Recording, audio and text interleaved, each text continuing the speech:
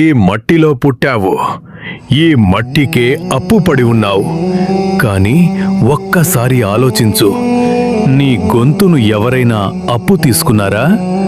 లేదు, అది నీది, అది ఎప్పటికీ నీదే. అంబేద్కర్ వాళ్ళు ఆయన్ను గుర్ర ఎక్కనివ్వలేదు, ఆయన విమానం ఎక్కారు. వాళ్ళు ఆయన్ను చదవనివ్వలేదు, ఆయన దేశానికే రాజ్యాంగం రాశారు. అవమానం నిన్ను ముగించదు, అది నిన్ను మొదలు పెట్టిస్తుంది. సావిత్రిబాయి ఫులే మీద రాళ్లు విసిరారు, ఆమె ఆగలేదు, మురికి పోశారు. ఆమె వెనక్కి తిరగలేదు, ప్రతిరోజు నడిచింది.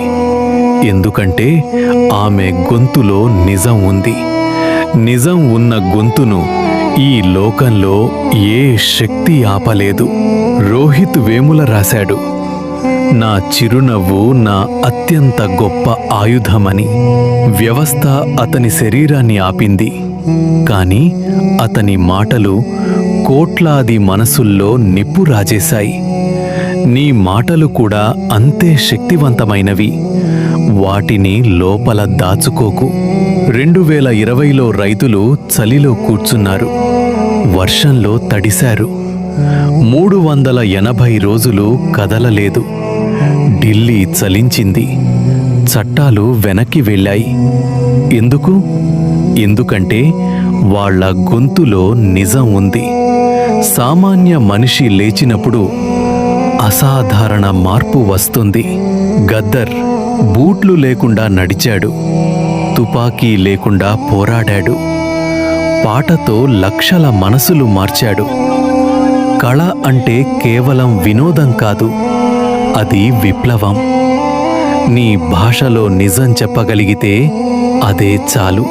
చరిత్రలో అత్యంత శక్తివంతమైన విప్లవాలు తుపాకీతో జరగలేదు, అవి మాటలతో జరిగాయి, పాటలతో జరిగాయి, పుస్తకాలతో రిగాయి, పుస్తకాలతో ధైర్యంతో జరిగాయి. నీ గొంతు నీ దగ్గర ఉంది, నిజం తెలుసు, జ్ఞానం ఉంది.